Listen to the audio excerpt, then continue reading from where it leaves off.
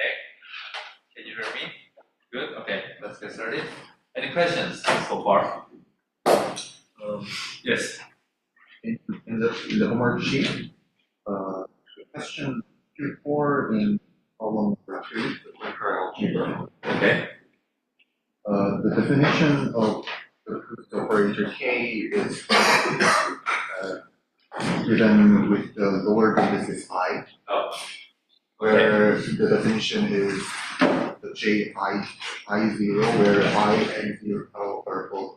Right. Please check the consistency. I mean, certainly it's possible I make a minus sign, right? Everything is correct up to minus sign, right?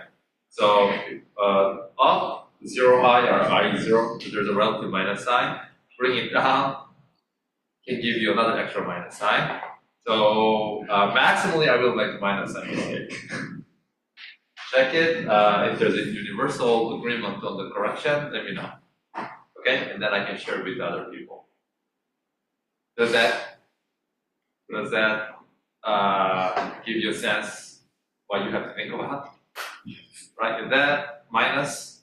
So you know what I'm saying. Any other questions? Okay, so before I start, let me make a brief comment. One comment. Last time I talked about operator ordering ambiguity. And I had some discussion with a few students afterward. First of all, I still don't have a complete picture on the landscape of operator ordering. Okay. I don't even know a single resources that sort of provide a pedagogical, systematic, rigorous discussion of that. Okay. So my knowledge, my experience is really case by case. And having said that, I've been working mostly on perturbation theory side, although more recently I also think about non-perturbative aspects of physics. So it's possible that my discussion last time on the operator ordering can be biased toward the more perturbation theory aspect. So I looked it up briefly. Operator ordering can be subtle. Learn than what I thought. Last time, the way I introduced the operator ordering was in a sense of sort of ambiguity or sort of a convention, right? But turns out that there's more than that. Okay, so first of all, if we talk about the operator ordering in the context of composite operators, such as the phi square, we will go through that exercise today. Okay. So if you had a classically phi x squared and you want to get what is the operator version of that, for instance, okay? So we're talking about a composite operator because you take the two phi of x and stack together a single point. In such a context, operator ordering appears as mostly as a convention, okay? So you can pick a different convention if you compute the observables. And then if you compare to the number, and then so long as you communicate properly between the two theories, choosing different conventions, it's okay. Okay. However, there are other contexts, such as if you want to study some physics in the curved space of geometry. In the curved geometry, that's what Gin-ge brought up to me. Turns out that different operator ordering can induce a term proportional to Ricci scalar. And this can lead to different particle spectrum, different symmetry, and so on. Okay, in particular, the context I was told was that depending on the choice, you can actually get whether you do have a supersymmetry or not on the final quantized version. So this is the second class example where different ordering can actually lead to completely different physical theory, quantum mechanically. Third, supposing classically you had some subtle structure known as gauge invariance. We will go through that at some point. And in that context, if you choose a different wrong ordering, turns out that different ordering can give you gauge non-invariant quantum theory, which is not acceptable. In such cases, in some certain situations, if you have a symmetry reason, either gauge invariance or some other symmetry, looks like there's a preferred ordering you have to pick. It's not a question about the convention, but you have to pick the right one. And also in the context of string theory, which I'm not an expert on, turns out that for more consistency of the theory, demand a particular ordering, which will fix the certain parameters of the theory and give you the full spectrum. So looks like in some cases, ordering a choice is very rigid, and you're not allowed to choose anything else but one thing. For instance, Gaussian variance demand set or anomaly demand set. In some other context, different ordering choices just land in a different quantum theory with a different symmetry, different spectrum. Here, it's not a disaster, but you have to be careful which kind of quantum theory you are actually landing on. The other category, which is the weakest class, is such that you can choose whatever ordering you want in the context of composite operator. Looks like in that case, it's okay to choose different ordering so long as you make sure you can remember which ordering you picked, compared to the data, and here is a convention category. Okay? So convention leading to different quantum theory. One is good, the rest is bad. Okay? So it's a sort of a landscape of ordering, which again, I'm not covering every aspect of it, but I'm just warning you that it can be subtle. Okay? But most of the cases we will be dealing with, we are concerned with either composite operator kind of thing, okay, every normalization, or S-matrix. So we will encounter two major ordering schemes. One is a normal ordering, which I will introduce today. The other is a time ordering, which will appear in the study of S-matrices. Okay, so I just wanted to clarify that what I told you last time was biased toward only the composite operator convention class of ordering aspect, but there are others. Okay, good. Any other sort of comment, questions before I continue? Okay, so then let's continue. So last time we started talking about canonical quantization. Let's finish that.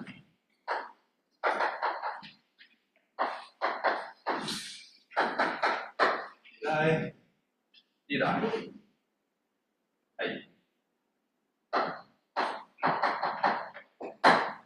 Okay, so last time I think I constructed a quadratic Lagrangian for scalar, real scalar, by starting with this, and then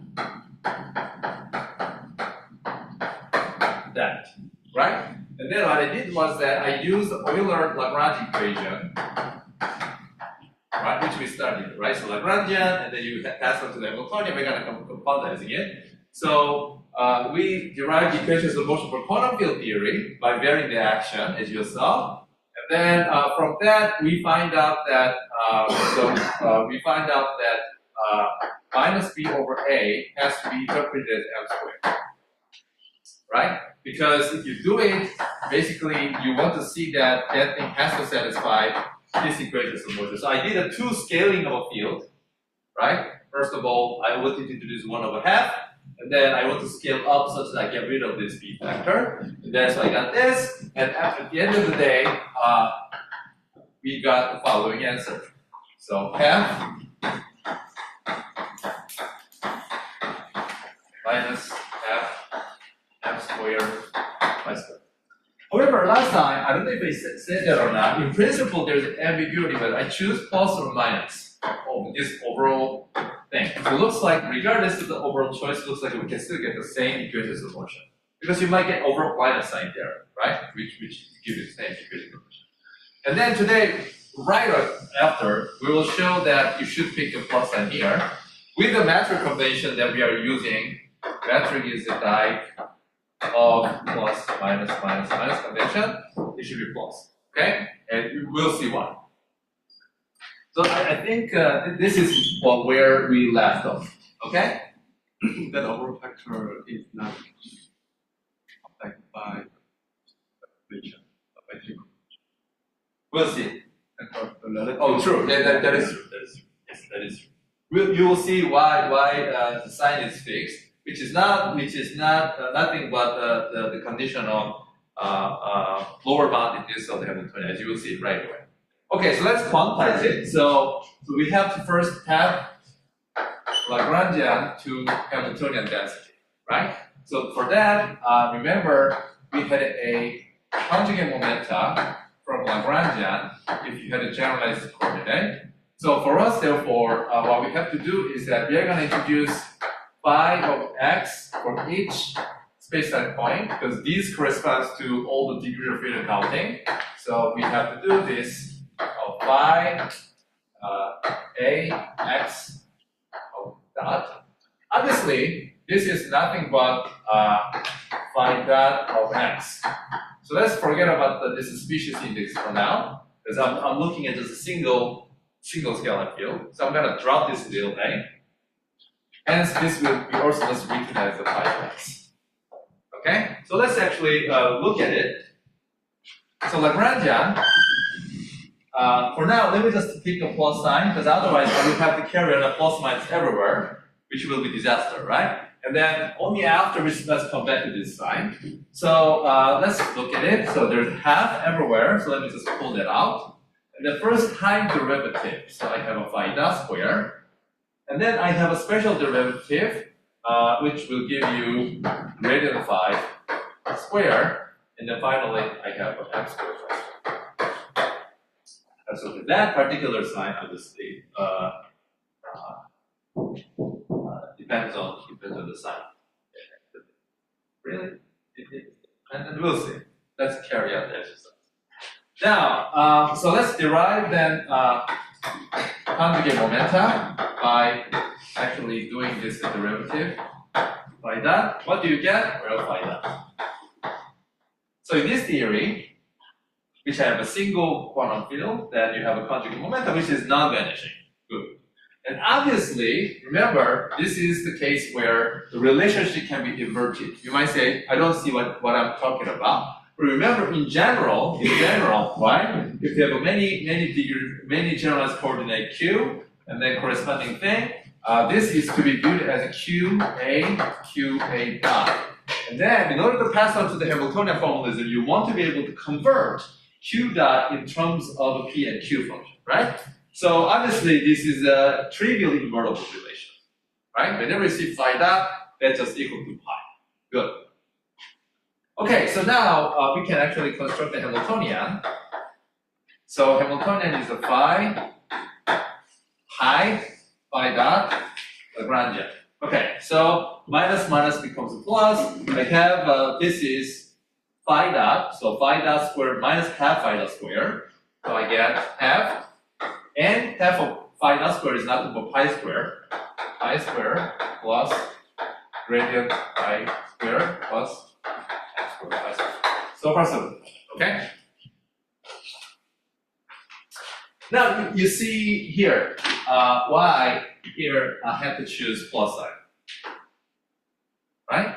So if I pick a minus sign, what it means is that it's so you can flip the overall sign if I rescale phi to I times phi, just as a formal machinery. How to flip the overall minus sign here, right? You can do that because I'm studying the quadratic theory. And you see, if you have done that, you will pick up the overall minus sign. So with the plus sign here, this Hamiltonian is positive semi-definite, or at least bounded from below. So you just, as you excite the more and more particle, you just increase the, for bottom of the energy spectrum is a vacuum, and that's where theory wants to minimize itself, right? So if I pick the wrong sign, obviously your theory will be unstable. Okay, because if you excite the more particle, you just want to lower the energy. Wow, that's great. So let's just keep lowering energy by explosively populating the particle, which is unphysical feature.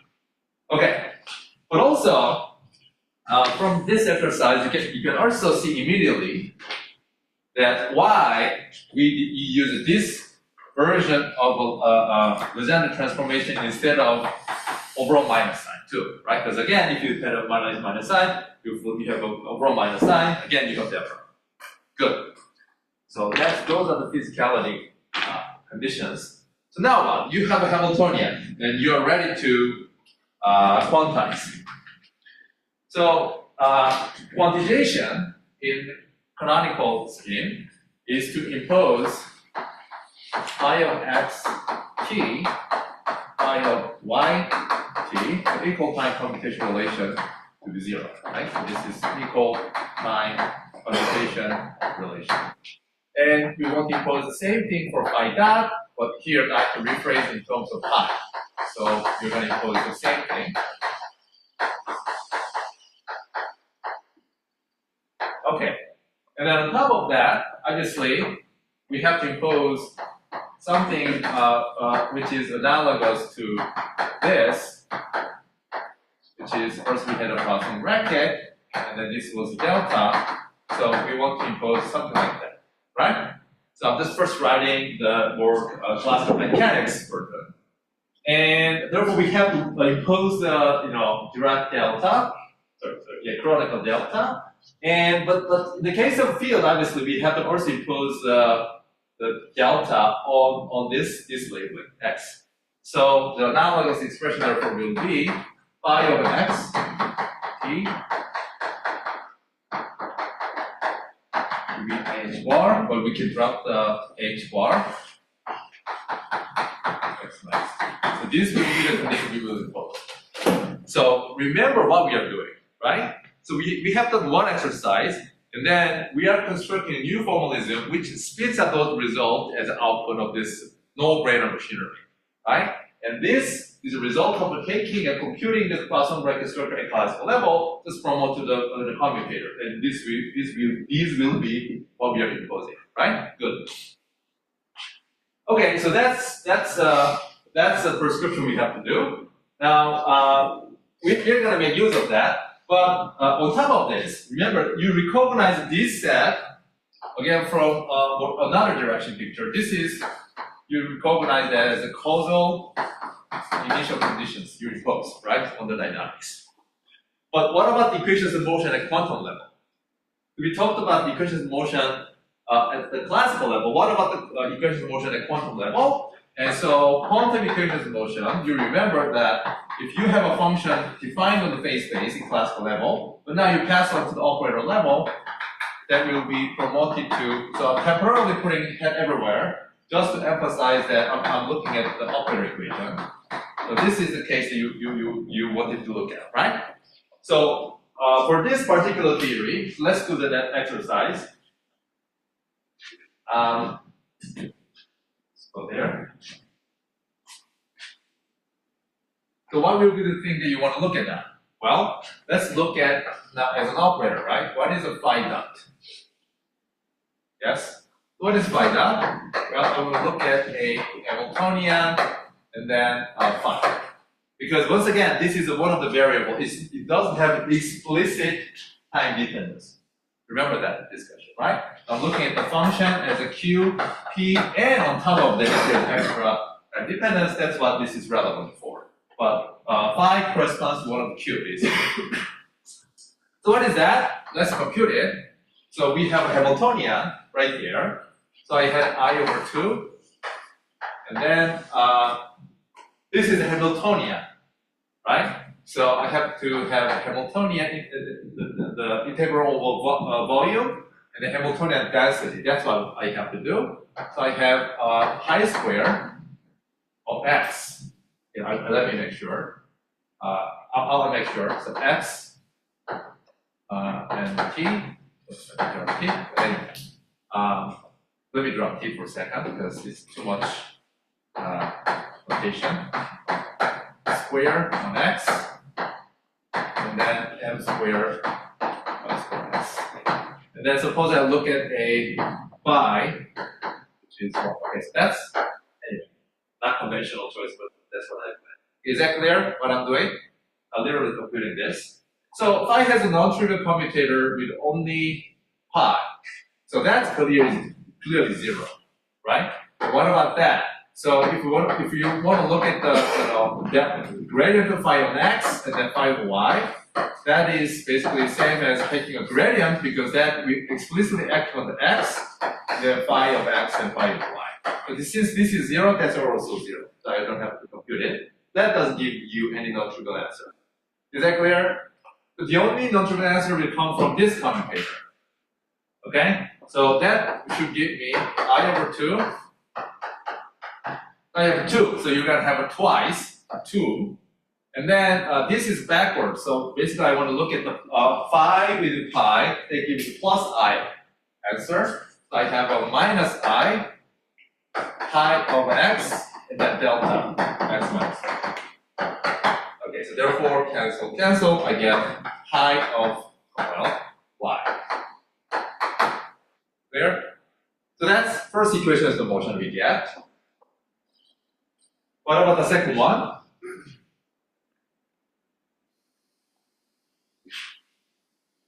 What about the second one? So let's look at how, now in this canonical picture, okay, no-brainer machine. So let's look at this. Since I had a wrong start, so let me stick to my wrong start point y. Okay.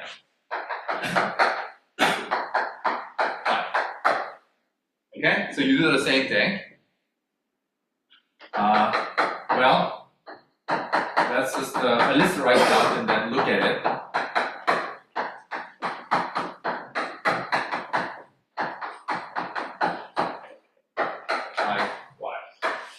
Okay, so that doesn't give you anything. So you get these two contributions. Okay, so let's first look at this. This will give you 2 times I times m squared phi for x delta 3 x minus y. Factor is assumed. I'm simplifying notation. Is that clear? Basically, you look at the commutator of phi squared x with the pi over y. You have 2 of them, right? So 2, and then I delta is a result because you have phi squared, the other delta. That's it, right? And what about the other 2? So that with that. So let's just actually look at it. X squared. What about that? So that once again can be viewed as, so you have a 2 times x by y, right? And this once again can be viewed as by y. So that is I, the derivative acting on x, delta x minus y. Okay, so let's write it down. So, so that gives me 0, and then this is plus I, that one comes with a plus I, so I get minus overall. And then, what do I have? Well, I have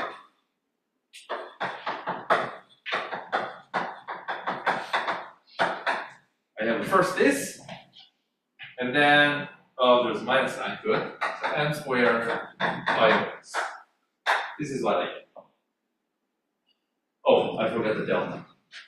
Precious delta.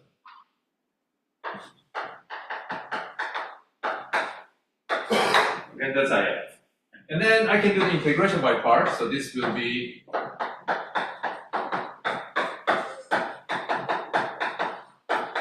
this. So finishing up the delta function, I can just do the integral, and then I get the following answer. Oh, probably I want to do this. Okay, so what do I get therefore? If I do this computation, let me just write it down here. Pi dot in this canonical formulation, right? Because literally computing no-brainer, give you minus give you plus. So delta y squared y, and then minus m squared y at y, right? So let's combine these two. So these are the equations of motion we get, right? By literally passing through that. So we get a phi double dot, which is from the first equation, phi first dot, which from the second equation, square minus m squared phi. So this is the equation you get. Okay? So we took a literally classical Lagrangian of the real scalar field theory, quadratic level, thus constructed Hamiltonian following the Legendre transformation. We start imposing Poisson bracket promoted to the commutator.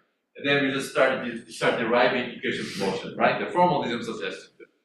And what is this? This is literally, if you move that way, box m squared phi equals now as an operator equation. Right? This is quantum operator equation. Good. So therefore we get linearized linear Klein-Gordon equation as the equations of motion or dynamic equations of motion. And then we had this initial condition written down on this part of the book. Okay? So this canonical quantization scheme spits out both dynamic equations of motion and then causal initial condition as an output of the quantization scheme. All right, so at this point, we can now follow this procedure that we have already done. So let's take this equation either as a classical equation with just function or as a quantum operator, which is the same as you see, and solve the equation. So solve this second order differential equation. And what do you get? Well, you get, I'm just writing the exercise that we have already done it, so I'm not going to repeat it, just write down the answer. So you get this quadratic equation, you can solve it with alpha p, alpha dagger of p, and then option I'm going to write explicitly this to ensure that when I see this 4 momenta vector, I mean this is evaluated on shell, right? However, I also told you that maybe this is redundant to write down because here I'm writing manifestly Lorentz invariant measure, which is defined on shell hyperbola. Okay? So sometimes I will just put it there, just to make sure that we are on the same page. But even if I don't, you understand what I mean. Okay, so far we literally went through the no-brainer steps. What do you now have to do? Well, who are these? So far you just constructed this operator by literally solving this equation. And at this level, as yet, you don't know. But in the previous discussion, we actually started out with this, right? We did this Gedanken experiment. We failed, and at least we learned that in order to have a causal relativistic physics, we need to be open-minded to accommodate many particle phenomena, and therefore we wanted to construct a Fock-Hilbert space, which is suitable for the many particle physics, and this was one of the first objects we introduced. And then we imposed already commutation relation correcting this for this, and then we introduced a field because this is the momentum space object. And how do we impose causality so that we wanted to have a Cauchy space object? That's where we introduced the quantum field, and then we constructed what is the correct form of quantum field consistent with causality. So there, it was one of the first objects we already introduced. Here, it appeared as just naively following the procedure and the solution to a quantum version of equations in motion. And at this level, we don't know what these are yet. Is that clear? Let's fix who these are. How do I do it? Well, now you have to impose the equations commutation relations I just erased. So equal time commutation relation 1, 2, 3. So you have to impose that, right? Okay, so I will write, but the simplified implementation. So you have to impose by phi to 0. You have to impose phi to 0. You know what I'm saying? And then you have to impose I, right? Oh. Somebody's missing. All right. What then happened to the rest? Okay? We haven't imposed this as yet, right? I just mentioned it, but then I actually moved it back to what about the equation of motion? We have not used these conditions as yet. Therefore, this will tell us what kind of, what types of algebra this has to satisfy. And that will provide us physical interpretation of the meaning of these operators. Okay? Yes? You could set them, like, the commutation to 0. Sorry, I missed your question. You said that we still haven't used these conditions, but when we were solving the integral, we used them. Oh, you're right. Thanks. So I used the half of them. Let's use it fully now, so that we actually completely determine who these are. Thanks. So you use the order of that. Yeah. I say half qualitatively, not like as this, and then I just butcher this to the half, and I don't mean by that, right? Okay. Are we friends? All right. So let's do it. But before I impose it, somehow I keep feeling actual usage of this, but I will do. I promise. Only half though. Let me come back to this equation. Let me come back to this equation. Okay? But this is sufficient. So let's re-evaluate this equation from the perspective of alpha data.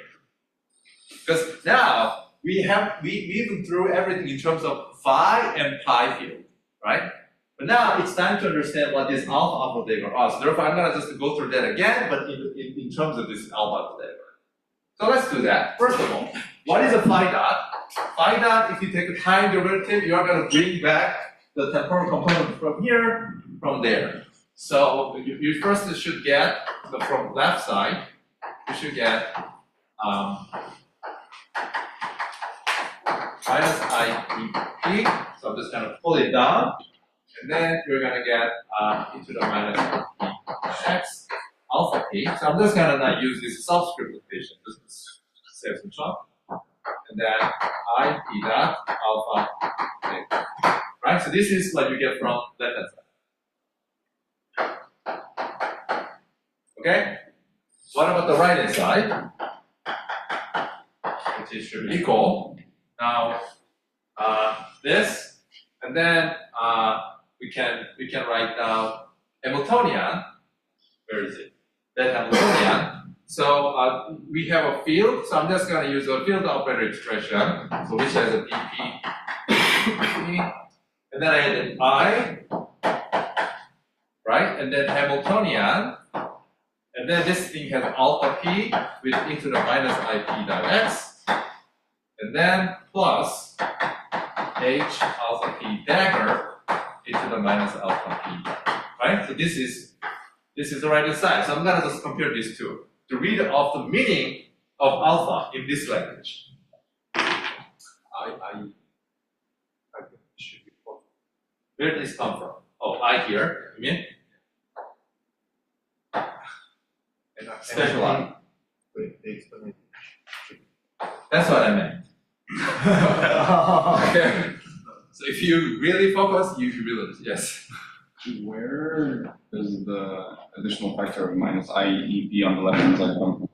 Since I took a time derivative, the only x dependence in the field operator only comes from this exponential factor.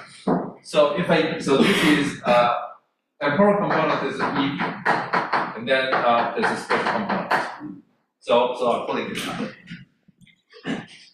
So if you compare this, you should get this is equal to minus EP alpha p, and then alpha p, right? Good? Okay. So now we start learning about the outcome rather than income that we put it in. Then, oh, I see. So alpha has to be somehow an operator that either annihilate the mode with energy EP or create a mode with energy EP. Okay? So we learned half through that. So let's actually finish the exercise. Now, eventually, let's glorify this, but only half. I really mean only half, because I'm not going to do complete exercise, but I'm just going to give you the flavor of that. Now, this is useful exercise. So now, actually, use the third equal time commutation relation. Okay. So you can plug in. So first of all, you can derive a pi, which is nothing but phi dot, which is this, right? Remember, this is phi dot. Okay? So you can plug in, then you should get phi x, pi y equal to I delta x minus y. But let me first write this in terms of a momentum, the Fourier space representation. It should be minus IP x minus y, right? So that's what we are aiming at, again, to determine the structure of alpha dagger. Now I have to do this exercise. You can plug in phi dot phi. There is a 4 term, right? There will be 4 terms. Because this one has alpha dagger, this one has alpha dagger. We have a 4 terms. So in the end, let me just schematically write it down. Is that enough? if I just write schematically, okay? So you will have integral over two momenta, one from here, the other from Q. So this is my absolute simplified notation. Okay? There's with all this Lorentz invariant measure, with some numerical coefficient like EP, sitting like that. I can even put that in. Then you have four terms, something like e to the minus I p x plus qy, and then like alpha p alpha q, and then Hermitian conjugate. So you will have first that kind of term, and then you will have px minus qy alpha p alpha q dagger plus Hermitian conjugate. Okay, so that's sort of the term that you get. This, because pi is a phi dot, and then in the phi dot you have overall minus I dot. Okay, so does that make sense schematically what I'm doing? It's actually pretty happen to be precise expression. Okay? Now you stare at this. Like, how am I gonna get this? So not as a mathematician, but as a somewhat reliable physicist, two sort of solutions. So Hermitian conjugate means that you have a dagger, right? And this thing is Hermitian conjugate. So, logically possible solution you can think about is something like you impose this is either proportional to P plus Q and alpha P alpha Q dagger is 0, or you impose this is 0 and alpha P alpha Q dagger being proportional to, crucially, P minus Q. So let's stare at it why. Okay? Let's just look at the second one first. So by imposing this, Hermitian conjugate is 0, so the first line goes away. And the second term, the reason why I wanted to impose P minus Q, because then I get, this is the same, pull out, then I have X minus Y. That's the form of a phase I get. And then 0 is the component, because this is the four momenta in the product, but I'm looking at equal time commutation relation. So by the time you equate the energy component, time is anyway the same, because that's the object you're looking at. So 0th phase drops out, you only get that phase. And then if you choose properly the normalization, you can just get rid of everything together, eventually shrinking down to this. Okay? So that's why I'm saying either you may think about that or that. So at this point you might say, oh, I don't know which one is correct. Because naively, either of the two can give rise to this. However, first exercise can unambiguously say like, which one is correct. Because alpha has to be annihilation, this is a creation. And you know which one is a consistent algebra to impose. So it should be the second path. Okay? Then, once you choose, and then this automatically fixes normalization. So that you get 1 times this. So you have to put proper factors of 2 times EP, proper factors of 2 pi to the cube, right? To exactly cancel out, just reduce down to this. Okay? And in fact, this normalization factor, as you have seen, exactly had to be this to match up to that, the required commutation relation. And then, boom, now at least you get everything. So I see, but eventually this is a genuinely creation annihilation operator algebra for every momentum point, which is consistent with this interpretation. And then use that, you can check the first 2 equal time commutation relations, they will automatically satisfy. Okay? So that's a logical test now, right? So, well, this is a no-brainer machinery.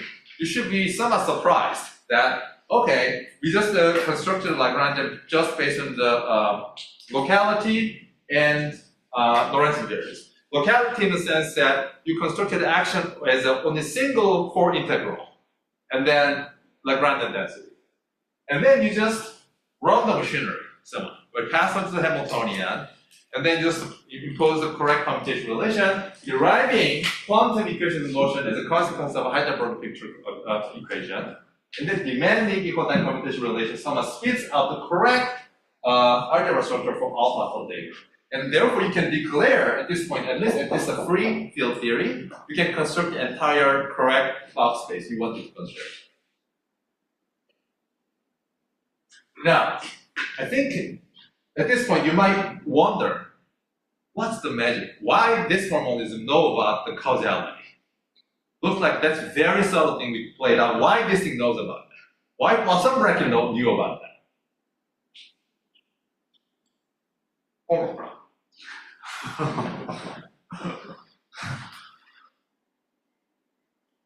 Whenever you don't know the answer to. Clear. Okay.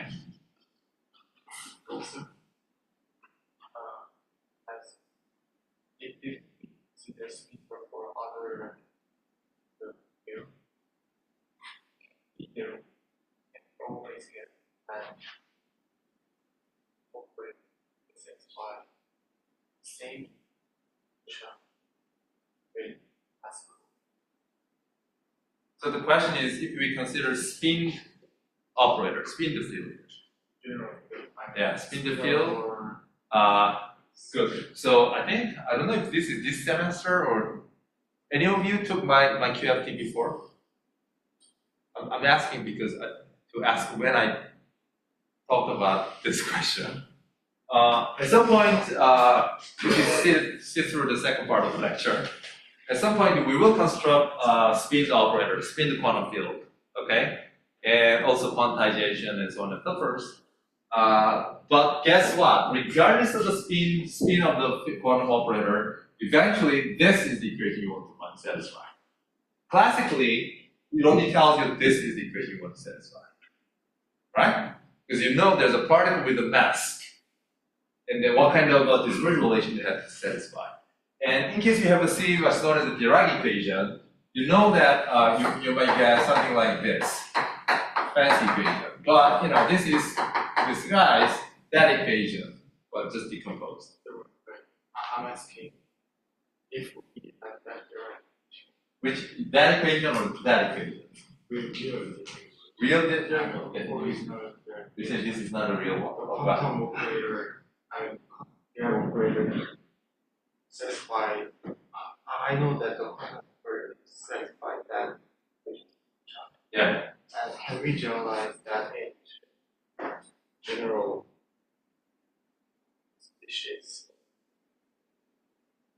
I think in general, regardless of the spin, you can construct. You should be able to construct a theory at free level that satisfies this one.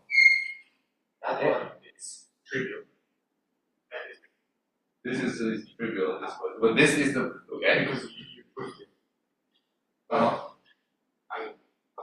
저 디렉과 시계대 다른 모든 동식은 그걸 해야 되기 때문에 저 다른 것을 맞춰야 할거 Yes.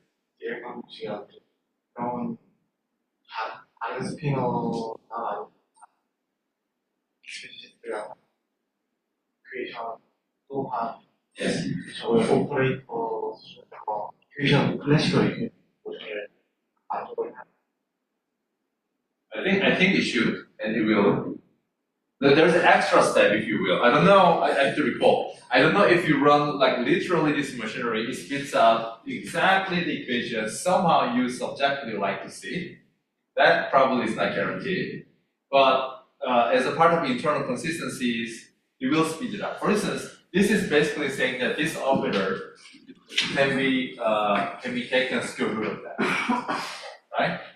And the reason why that's possible is because this is complete aside, given a momentum of this, right? And if you are given extra object known as this, okay, and therefore this is P slash, it's known as notation, then depending on whether the corresponding particle is a mass or massless, this can be factorized into two spinors. So this is operator version of this statement, basically. So there's already structure hidden in either as a part of this canonical formulation or as a part of the Lorentz transformation, like a representation theory story. So if you combine this properly, I believe you should land it on this correctly. There's a subtlety. and as we briefly talked about for fermion, terafermion, or bifermion, there's a subtlety, right, in terms of how to pass from classical to the quantum. That's for instance, it will fail anyway. When you look at the conjugate momenta, that's not invertible. So there's a constraint, there's an extra subtlety, but other than that, yes. Big other than that, yes. I think we will discuss that. Yes. Okay, so hopefully the logical path is clear. Okay, so now you say you may like this path or not, but this is typically this is the path that is typically taken. Because this is provide you a no-brainer procedure to follow to construct quantum theory. If you don't start asking questions like, why is this a good thing to do, right? Why am I have to follow that? And so if you don't start asking that kind of question, this is a no-brainer procedure to follow. Okay, so let's move on. Now I want to yes. 파이는 연산자로서 입자 생성이랑 소멸을 특정 위치에 시키는 거. 파이 오프닝. It's corresponding conjugate momentum. No, sorry, that was a silly answer. So the question was physically the phi operator physically has ability of producing a particle excitation with at the position x, right? And yet you can produce with any form momentum potential imposed, right? Because you sum over old p. And the reason why you get that interpretation is if you look at the expression for the quantum field, it literally has that, right? Sum over momenta, and then you have alpha, and then with the phase summing over entire p. And probably you can apply the same thing to pi, which is a phi dot. Therefore, everything is the same except there is a overall EP factor out, and there's a relative minus sign between the two. So this is a weighted sort of sum over p, right? Weighted by the energy, but you can excite the particle, but weighting it, whenever you produce a particle with the form momentum p, you weight with the p. But then also it distinguishes particle, antiparticle, particle with an extra relative minus sign. I'm literally reading the expression, but in order to appreciate that better, we will go through some of the exercise today, how pi plays a role. How about that? Okay? So in order to see that, how about we actually look at the following question? So here I first, I want to talk about first,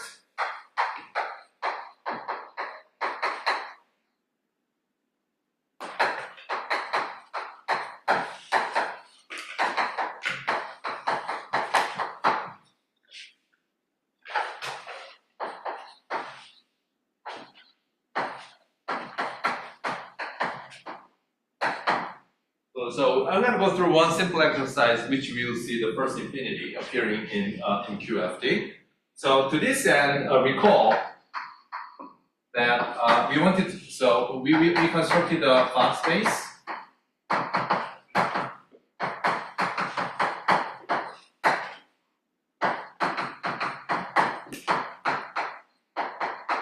Right? And then use this to construct the Fock space, as we just talked about, that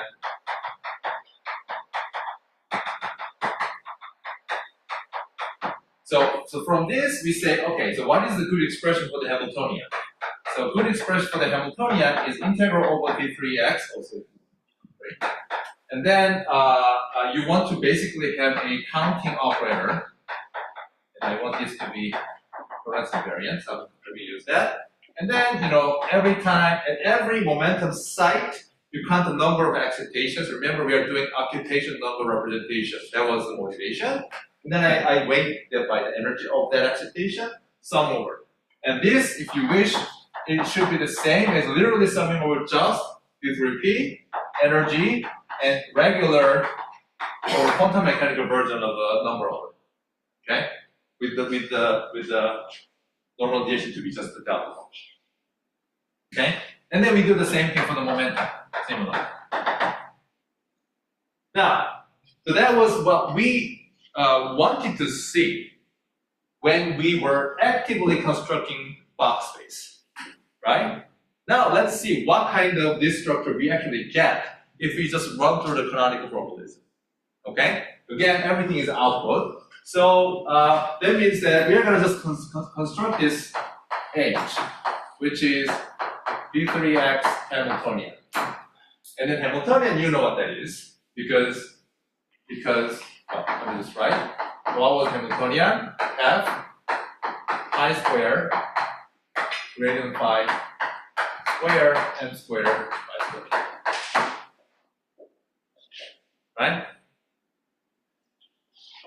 So to answer your question, what does pi do, for instance? You can also do the careful calculation, which probably I put as a part of the homework, that this is a phi dot, right? You will bring down a factor of EP compared to phi, right? And this is a spatial gradient, so you will put down extra momentum with respect to phi, roughly speaking, you know what I'm saying, right? And then you have the square, so you have EP square, P square. So it has a role of pulling it down or weighting by the energy. So if you do this computation, you should get the following answer. P F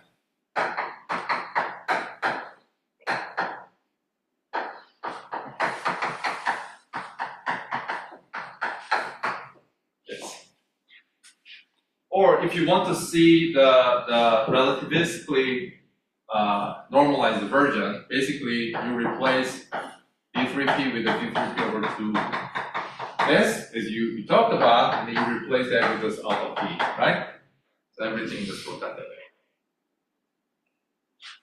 So what am I saying now? When we talked about this, I'm saying that this is what you want to construct, because that physically makes sense.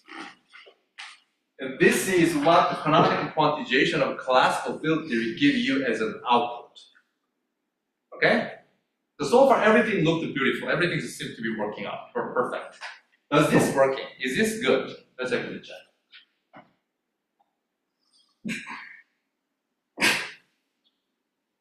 Okay, so what is that? Well, let me just finish up the computation. So D3P F times EP. So let me subtract the other order and then add up. So that gives me a commutator of this P dagger. And then, as I added up another one, 2 times AP dagger A. And this, in this normalization, is just a delta function of a P vector minus P. So if you naively follow the construction, you get the following answer. So D3P, so summing over entire momentum site, and then you have EP times AP dagger A. So that's what you wanted to see. But then in this case, on top of that, you also have this. What is this? Do you know the name of this? This is known as infinity. This is not a nasty infinity. But also, this thing has a 2 infinity. If you actually see. Okay? So let me explain why this has two types of infinity. And then let me also explain how to take care of this. Okay? So namely, what I mean is by this 2 infinity, so this thing is infinity UV times infinity IR. Okay, let me explain what I mean by that. So first of all, let's just take in the limit where P squared as a momentum goes to infinity, because I'm summing over every shell, right? The mass effect can be dropped out, and the second term can be approximated as a half times D3P. Again, in the limit where I'm just zooming to much larger P, just P, and then delta 3, 0. So let's first just look at this. And this is a dimension 4 quantity, right? 3 momentum and another P. So if you naively draw p to the fourth, and then you want to integrate over. Obviously, this is computing this area, and the majority of contribution comes from the last bit. Right? This is much larger than the other. Which means that the most of the contribution, so if I have to integrate this from the 0 to say some lambda, which eventually I have to send that lambda to infinity, this scales like a lambda to the fourth, and then I have to send that lambda to infinity. Which means that this integral is highly UV means that high energy, IR means a low energy, or UV means a short distance by the uncertainty principle, and IR means a long distance. So short distance, UV, long distance, IR, or in terms of energy, UV means high energy, and then low energy means IR. Okay? So this is highly UV dominant quantity. Okay? So this integral, I'm not even touching, probably you wonder, you thought this is a bad and nasty because of that, right? Oh God, delta of 0. But first I'm telling you that even without that, I have this problem. Okay, so this is UV divergence. So that's the first UV divergence. What about the IR divergence? That comes from the delta of 0, where this is the momentum delta, right? So to understand that, let me explain in 2 steps. First, what was delta of P? That is given by plus minus. You name it. This, right? And so delta of 0 in the momentum space delta function, you put this as 0, and then you get nothing but this, which is whole spatial volume of your universe. So in the limit where the volume goes infinity, obviously this is infinity. So how badly divergent is delta 0 is exactly how quickly you increase the size of the spatial volume. Okay, so that's the sense of divergence or infinity that this thing has. And so larger you get, larger the volume you take, bigger IR, larger this delta function is. That's why this corresponds to a IR divergence. However, there's another way of looking at why this is IR divergence, but purely from the perspective of momentum space. Okay, that's the second version I want to explain, which is actually not deep at all. So imagine that we first put the system into a box. Okay, then you know that you have a momentum times the size of the length. So in one-dimensional sense. Okay, but we can talk about the three-dimensional sense. Doesn't matter. And then this should be quantized, right? So imagine that three-dimensional momentum shell. That means that momentum shell is quantized as a 2 pi nx over lx, 2 pi ny over ly, 2 pi nz over lz. And what it means is the following. Let me see if I can draw this. This is px, py, pz.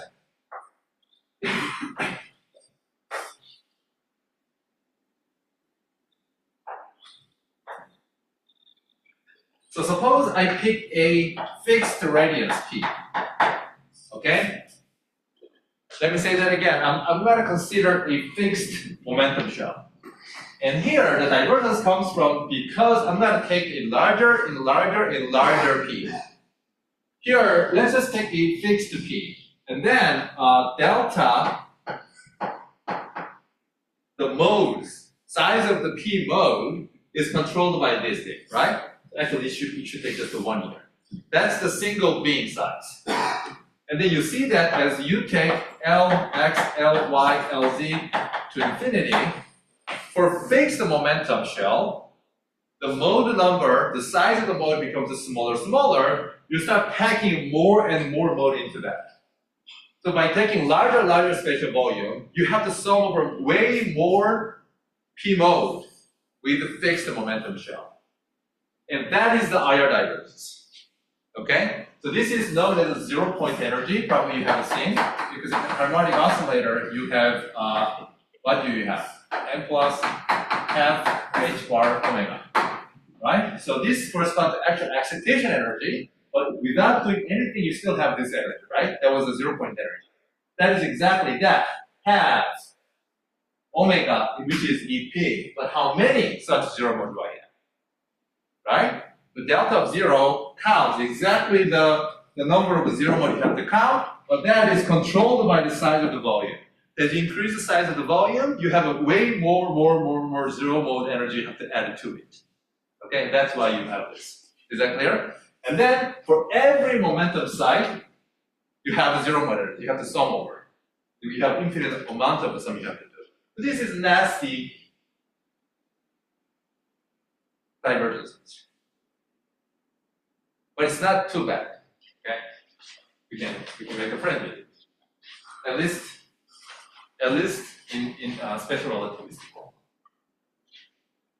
I had to learn how to make a friend with this in the general world. Nobody knows. Okay, so that's the first encounter of infinity, you see. And that's the 0-point energy.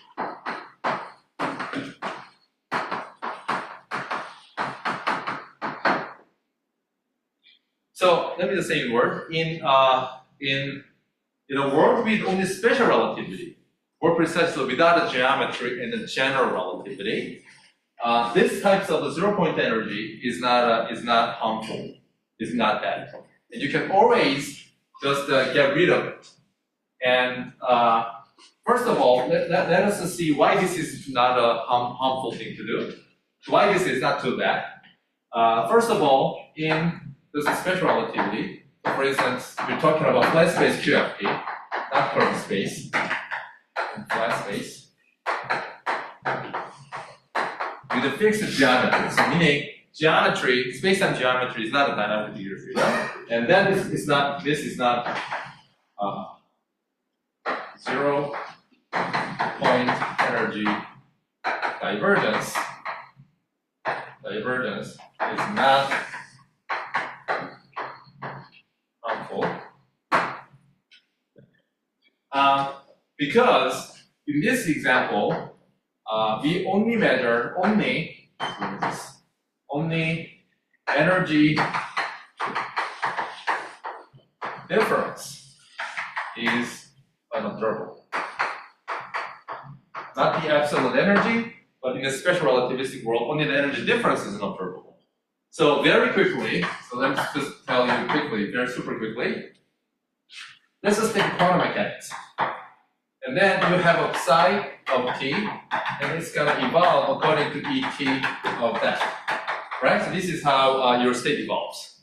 Suppose you made a Hamiltonian where you decide to change some constant number dropped upon it. And what it does is that basically you just change this minus Ct, and then there's the original this. Okay? So it has basically effect of dropping in extra phase in your quantum state. And guess what? Any correlation function or more precisely expectation value is insensitive to any extra phases. So this doesn't affect quantum observables. Okay? Again, in this region. I can also talk about the similar thing in quantum field theory, but let me not, because the easiest way to say that is that if you understand the path integral, then it's easy to see. So okay, let me just write. Don't worry about the expressions. So in QFT,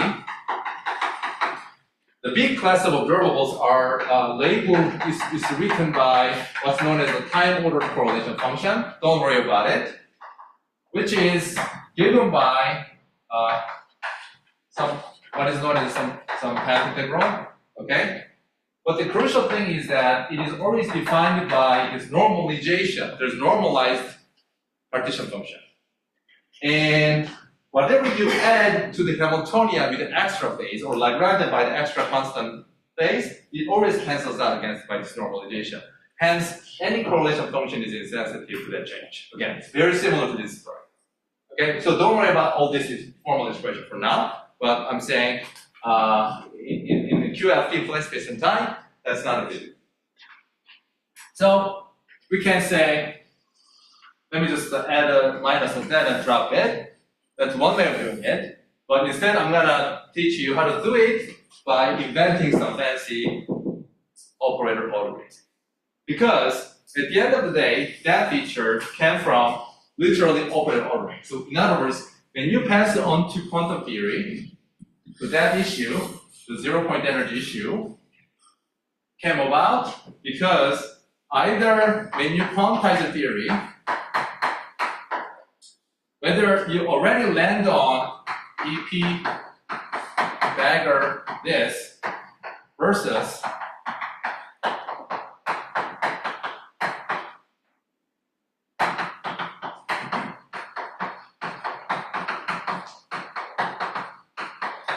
right? This thing just came from literally because of that, right? So either, when I quantize it, no, I'm gonna say that you should order that way. Then you just get there. So it was about the operator ordering. Now, so therefore, there's a particular choice of operator ordering. Remember, this is the operator ordering related to the composite operators, because this computation came from like pi square, that kind of thing, right?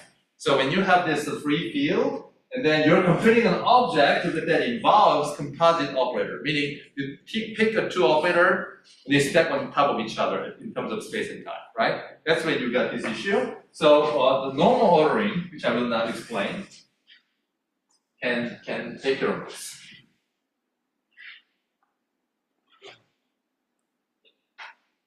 Okay, so what is normal ordering? So now,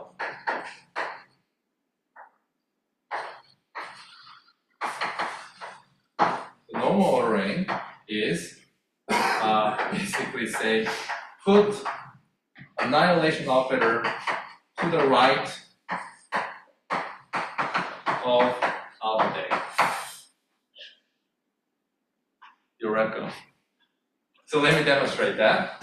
So the notation is this. Suppose you had alpha 1, alpha 2, dagger, alpha 3, dagger, alpha 4, alpha 5, dagger. So suppose you have this expression. The normal ordering is written with this 2 dot like that. So that means that order this according to this. That's what it means. So I have to send all the annihilation operator to the right of this. So one version could be that one version. This, dagger, 1, 4. Right? So I normal ordered. Okay? And this is useful for perturbation theory because we are looking at the creation of annihilation operator. Where they come from, right? We have a free field that has a creation and annihilation operator. And then I can impose this in terms of creation and annihilation operators. So this is used for perturbation theory. So let me take another example. What about this example? Phi 1 of x, phi 2 of y. How about that? What is the normal ordering of that?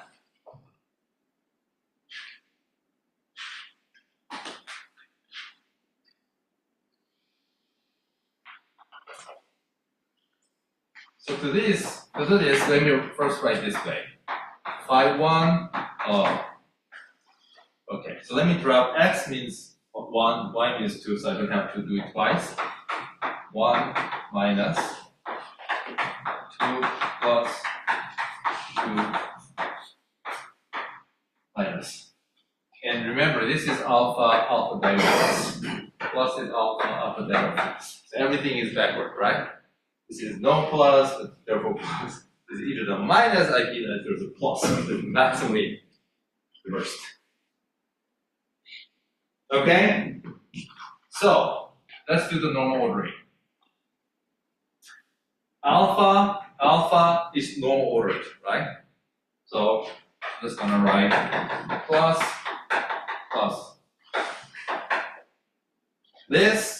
That is not normal ordered.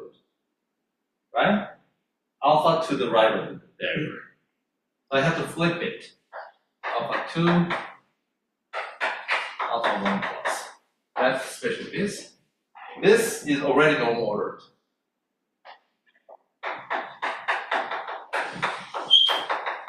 and that is already normal ordered, right? Every dagger is to the right.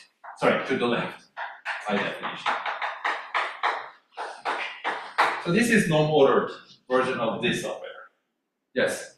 What is the consequence of normal ordering in terms of constant additional factor? What appears when we do ordering? Yeah, so good. So what's the consequence of normal ordering in general? Your question is? Compared to another order. The other case. Yeah. Okay. So suppose I had an operator, okay, which is constructed out of free field. The example is this, for instance. So I mean, if you want, we can actually look at the composite operator like that. Then, if I have a normal ordering versus if I have this, let's now look at the vacuum expectation value. This is a bit early to talk about it, but we can talk about it. So this, say, may not be 0, but if you normal order, regardless of which operator you pick, this is guaranteed to be 0.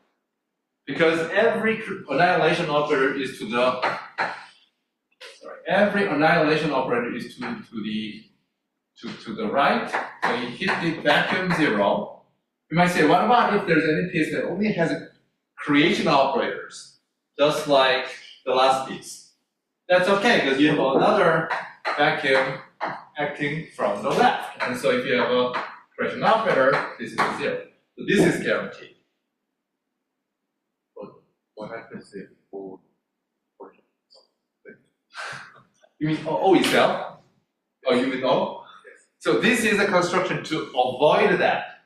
So let's come back to this. So, constant piece, right? So, oh my God, my cat, UV and IR, a lot of mode, all the UV divergences. So therefore, if I now define my quantum Hamiltonian and demand that, don't give me a garbage, right? So if you do that, this is same as without a garbage, right? Yes. 그러면 여러 오퍼레이터들에 대해서 이런 노멀 오더링을 해줬을 때 얘네끼리 서로 충돌하지 그러니까 커뮤니케이션 릴레이션 하에서 서로 충돌하지 않으면 어떻게 해요? No, they can in principle do some fun thing. So in principle, not in principle, actually we will discuss pretty soon, not pretty soon, maybe in 2 weeks. There is what's known as a time ordering, there is a normal ordering, and there is a commutator known as a contraction. And there is a theorem that relates these three. So if you have a chain of operators, and then if you put a normal ordering, they can be decomposed into time ordering and then commutator, known as a contraction. This is one of the crux result in developing perturbation theory. Yes. 지금 일반적인 노멀 오돌링을 말하면 상위 연산자 말고 일반적으로 말하면 백큐에서의 에너지가 0이 되도록 맞추는 해밀토니언을 조작하는 거라고. This is a definition. This has a consequence of that. Maybe the motivation, I don't know history behind this, maybe motivation of inventing at the beginning of the game probably was to get rid of that. I don't know. Again, I don't know the history, but this is an operational definition of normal ordering, because this can appear in the CFT and other contexts, where we might not actually talk about this zero-point energy, something else. Okay? For instance, you may see this in the string theory, and you want to talk about something else. But nevertheless, this is a definition. In this context that we're talking about here, one of the consequences is it gets rid of the zero-point energy as you quantize it. That's the one. Yes? Doesn't this change the physics? Does that distinguish the physics? I mean, it should. We get different expectations. Good. So that's why I had this speech at the beginning of the lecture that the ordering issue is subtle and broad. I'm not covering all the axes. So in this context, we're talking about A, free field theory, B, maximally perturbation theory, and therefore in this context, the answer is that normal ordering or not doesn't change the physics because the difference is only by the zero-point energy, and that doesn't have a physical consequence. This is no. Okay, good. So that's how we can take care of that thing. And so good. This is perfect time. So then, in the following, what we are gonna do is that so far we just successfully quantized the free field. So therefore we had a L0, which was a free Lagrangian. And then on top of that, now we can actually add a interactions. So for instance, this or this, whatnot. So the intuition you can have is that if you have a quadratic in the phi, right? If you derive equations of motion, then it gets you a linear equations of motion, first of all. Second of all, one of the useful intuition is that this is like, at every single point, you get a something from one of the phi, you spit out that same thing to up, if you have a quadratic operator. But if you have like higher order operators, you can have something like this piece, right? Something comes in, something can split into. If you have a 4, it can come in 1, you can split into 3. Or 2 comes in, 2 comes out. Some non-trivial dynamics can actually happen, okay, which we will develop. But in this course, we will consider the regime where these couplings are, for some proper notion, much smaller than 1. Improper notion, I said, because these have a different dimensions. We have to be careful. What it means is that, more properly, the effect of this thing is much smaller than this. This is a dominant piece, okay? So that we can develop a perturbation theory, meaning we can first forget about this, study that, and then construct quantum field. And then I'm going to use free quantum field, which is linear in alpha dagger, and plugged in here, and study the meaning of that. Okay? Therefore, each of us can only create or annihilate particle, not more complicated dynamics, but just the fact that it has a non-linear interaction can produce non-trivial actual physical processes. That's the perturbation theory we will develop. Okay, so that's probably it for today. If you have a question, I will answer.